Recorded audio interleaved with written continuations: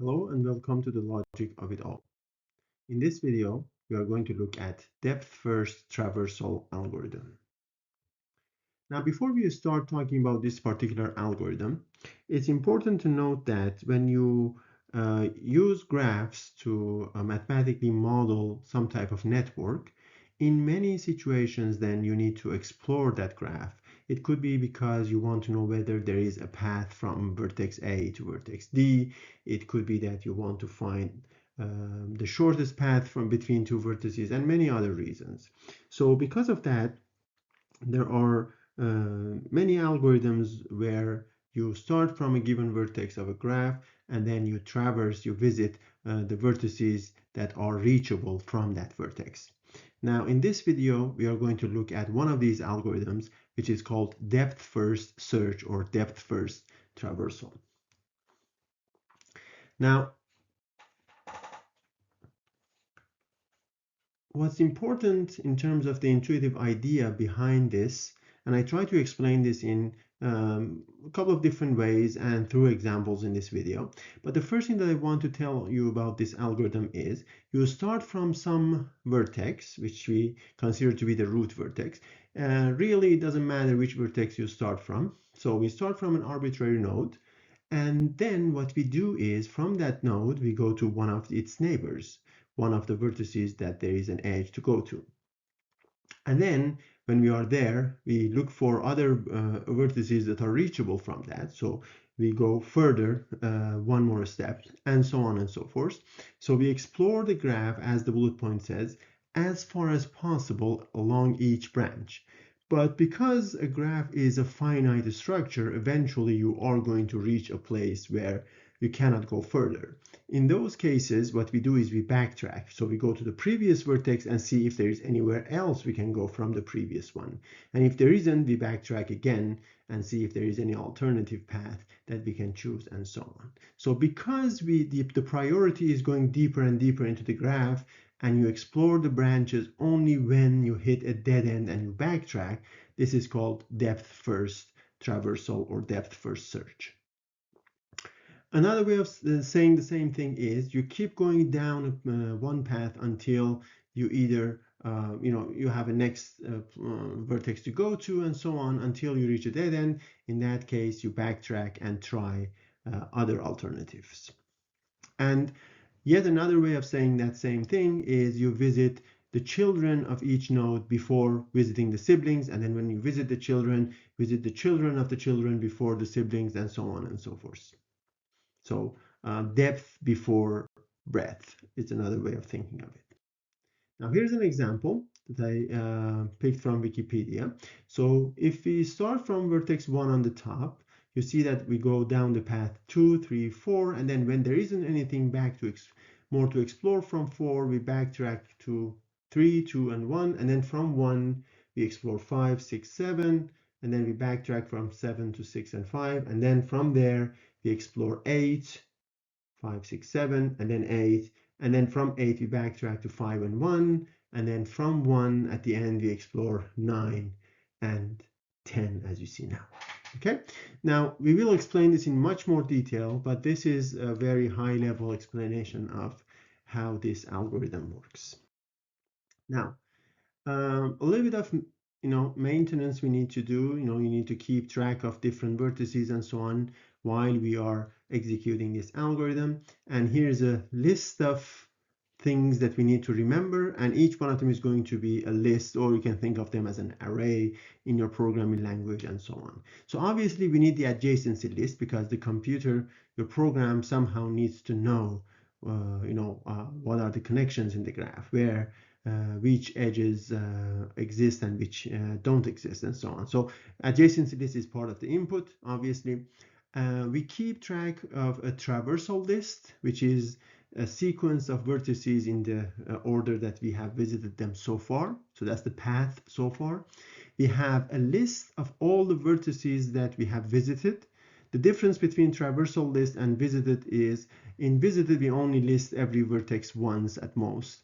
We only care about whether we have been here before or not. But the traversal list contains more information. It says from A we went to B, and then from B maybe we went to F, and then from there we went to E, and so the order is important, and then you backtrack, and sometimes, in many cases actually, the same vertex is repeated in a traversal list. And finally, remember that in this algorithm, when we hit a dead end, we need to go back to the previous vertex and find alternative paths. So for that purpose, we need a backtrack list. We need to know, if I want to backtrack, what was the previous list?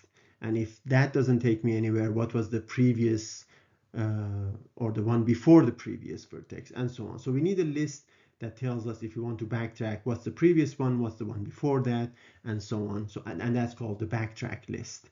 So we need these lists to be able to perform depth first search. And as you will see, obviously the adjacency list is the representation of the graph, but the other lists change as we go through the algorithm. Now, in terms of the algorithm itself, first of all, we have two subroutines. One of them is what I'm calling here depth traversal. It takes the graph as an adjacency list or an adjacency matrix, if you wish, and a vertex V, which is from which vertex depth traversal should start. And then what it does is that it sets the traversal list to empty and backtrack list to empty. And then it calls this subroutine DFT, which is basically does all the heavy lifting. That's the recursive algorithm that actually does the visiting and so on. And this depth traversal procedure or function, the only thing that it does is it initializes the lists and then calls the other one, which we will see in the next slide. Now, DFT is more involved because, as I said, it does most of the work.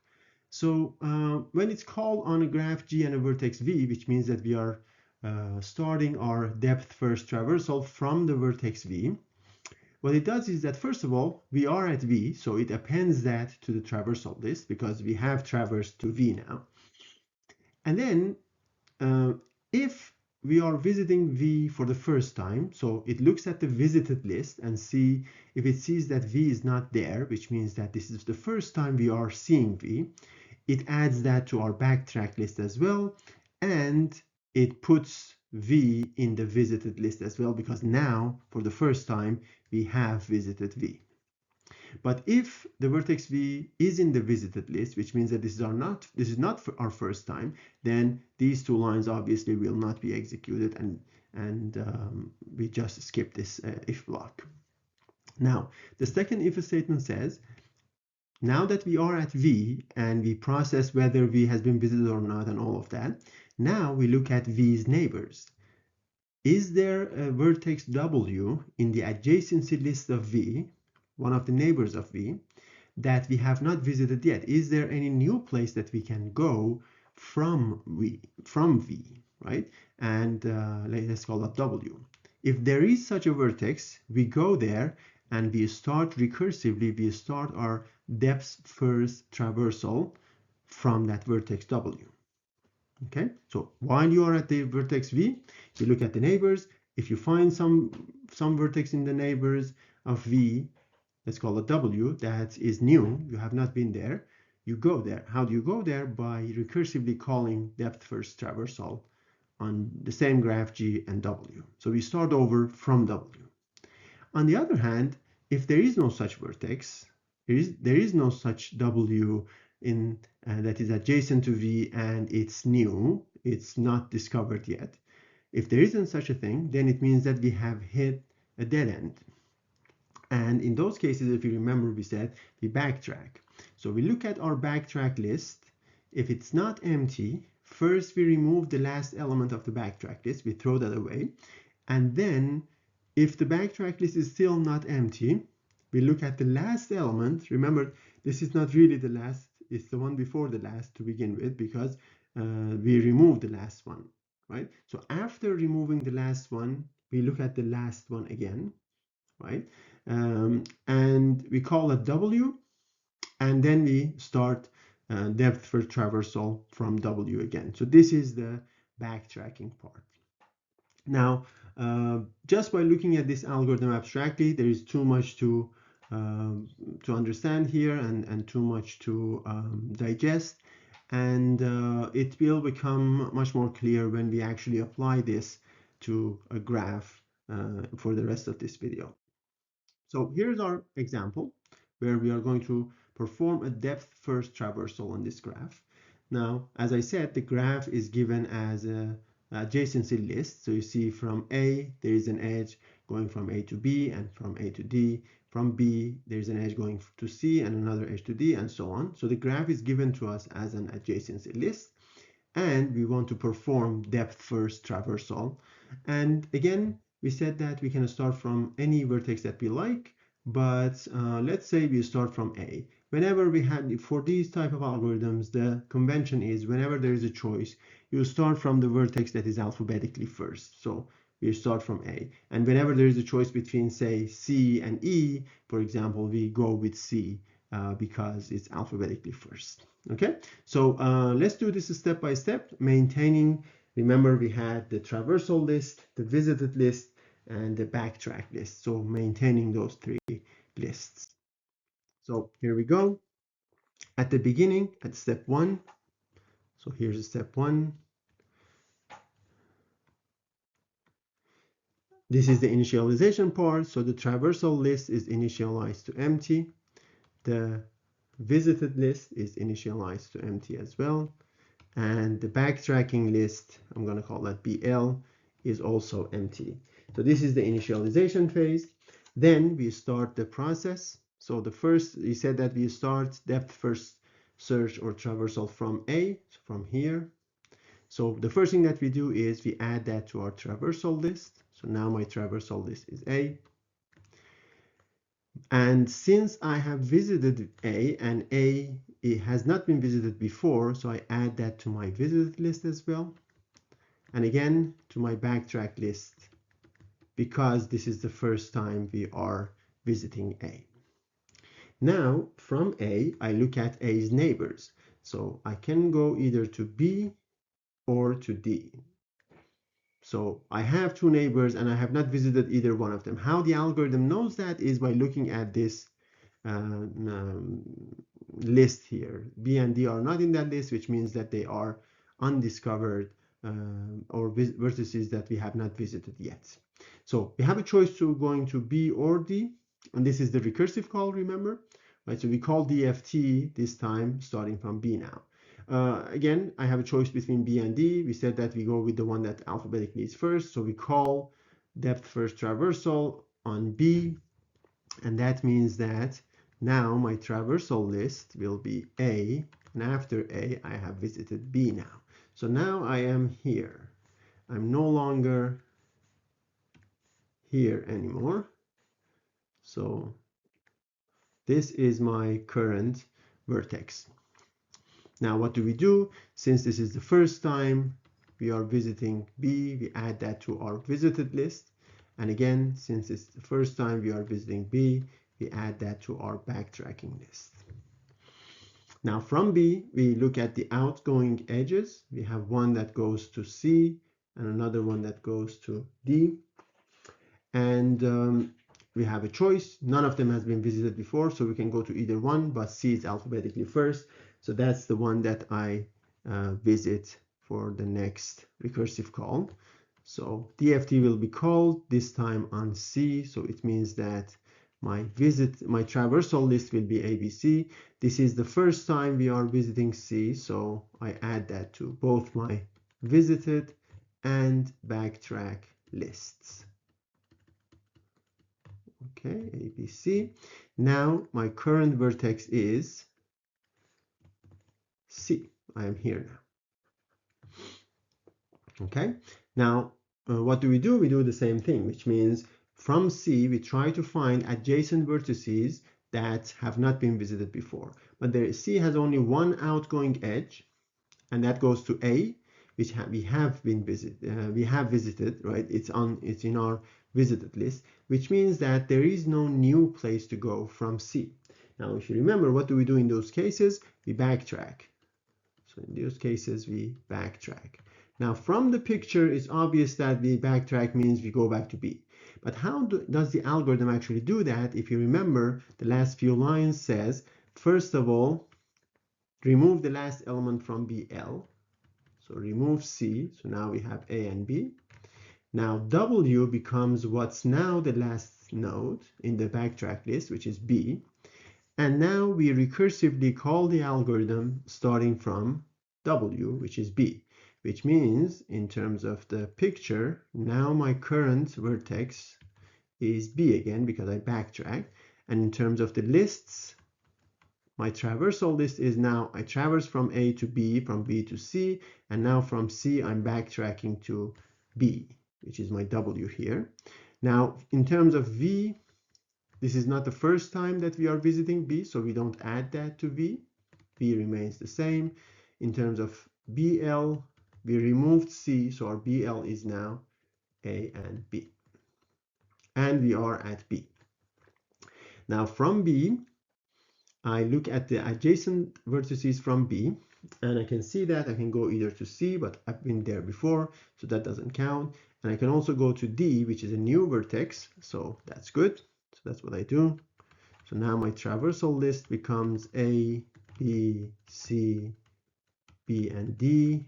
And since this is the first time visiting D, I add that to both V and BL.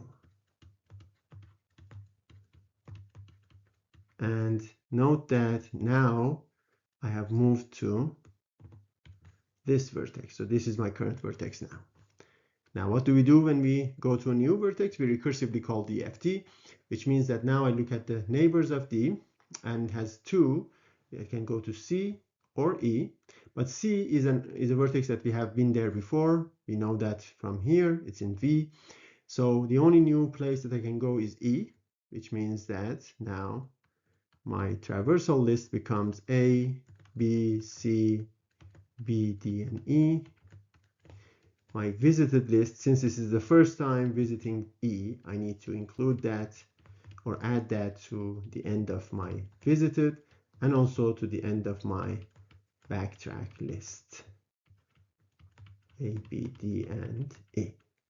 And now in terms of the picture, which is only for us, to understand what's going on, the algorithm doesn't have access to the picture. It has only access to these lists that we create and update, and also obviously the adjacency list that represents the graph. Okay, so we have a few more steps to go, but now we are at E, and what do? We try to find new vertices to discover from E, but there isn't any because E doesn't have any outgoing edge, which means that we now backtrack. And backtrack means we go to the vertex that we discovered E from. From the picture, we know that that's D, but again, how does the algorithm know that? Is by, first of all, removing the last element from BL. So BL becomes A, B, and D. And then calling the new last element W. So W is D now. And starting the process from D.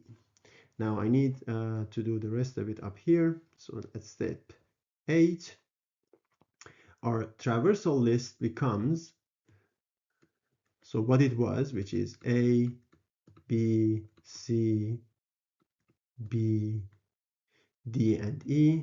And now from E, we went back to D. So we add D here. V remains as it was because it already has D. And let me not write that again. And BL becomes ABD because we removed the last element. So A, B, and D, right? And now remember that our current vertex is D because we backtracked from E. So we are here now. Now again, same story. Can we go anywhere new from D? We can go to C, which we have been before, and E, again, we were just there, so there is no new place to go. And what do we do in those cases? When there is no place to go, we backtrack, which means we remove the last element from BL, so BL becomes A and B, and W becomes the last element, which is B. So what I do is I go to B. I backtrack to B. I have a little bit of crisis with space here, but that's all right. So step 9, TL traversal list becomes what it was, A, B, C, B, D, E, D, and now we go to W, which is B. V doesn't change because it already has B in it, so we don't append that anymore. And my backtracking list becomes A and B. And in terms of the picture, we are now not at D anymore because we backtracked from D to B. Now we are at B, we need to see if we can find anywhere new to go. From B we can only go to C or D, but both of those have been visited before. So we need to backtrack again. So backtrack, which means BL. This is becoming serious now, the space here. So BL becomes, we remove the last element, so it becomes just A, and W becomes the last element of BL, which is A.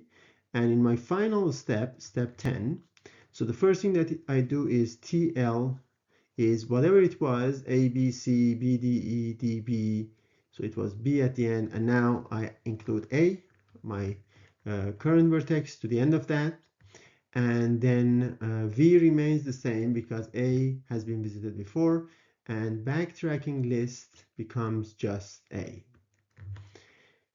because now we have backtracked from B to A now, so we are here, right? And we try to find new places to go from our current vertex, which is A, and from A you can either go to B or D, and we have visited both of them before, which means that we need to backtrack again. Now backtracking means remove the last element of your backtrack list. So we remove A and backtrack list becomes empty. If you remember from the pseudocode on the previous slide, it says if the backtrack list is not empty, call W, the last element, and then make a recursive call, but the backtrack list is empty, which means that we skip that if a statement, which means that's the end of the recursion, and that's the end of all those recursions. So when it goes up the recursion tree and the algorithm terminates. So we try to backtrack, but there isn't any place to backtrack to because the backtrack list is empty, and that's the end of DFS or DFT, depth first traversal or depth first search. And here's the answer in a cleaner way for you to review.